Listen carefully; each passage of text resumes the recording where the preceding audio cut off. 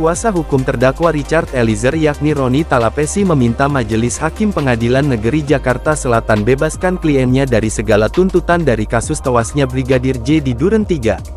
Permohonan tersebut disampaikan Roni Talapesi dalam lanjutan sidang Putri Richard Eliezer dalam agenda pledoi atau nota pembelaan di Pengadilan Negeri Jakarta Selatan. Kami mohon putusan amar sebagai berikut: menyatakan perbuatan yang dilakukan oleh terdakwa Richard Eliezer tidak dapat dipidana karena terdapat alasan penghapus pidana, kata Roni Talapesi di persidangan. Roni Talapesi melanjutkan meminta terdakwa lepas dari segala tuntutan, serta memerintahkan terdakwa dibebaskan dari tahanan segera. Putusan tersebut diucapkan memulihkan hak-hak terdakwa dalam kemampuan kedudukan harkat serta martabatnya.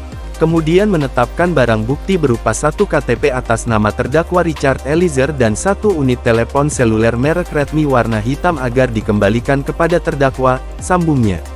Kemudian Roni Talapesi juga meminta membebankan biaya perkara kepada negara. Apabila majelis hakim berpendapat lain, Roni Talapesi memohon putusan yang seadil-adilnya. Jaksa Penuntut Umum (JPU) sendiri telah menuntut pidana kepada terdakwa kasus dugaan pembunuhan berencana Nofriansyah Yosua Huta Barat alias Brigadir J yakni Richard Eliezer Pudihang Lumiu atau Baradae. Dalam sidang tuntutan, Richard Eliezer alias Baradae dituntut pidana 12 tahun penjara. Mohon agar Majelis Hakim Pengadilan Negeri Jakarta Selatan menjatuhkan pidana penjara terhadap terdakwa Richard Eliezer Pudihang Lumiu 12 tahun penjara dikurangi masa tahanan, kata jaksa dalam persidangan di Pengadilan Negeri PN, Jakarta Selatan.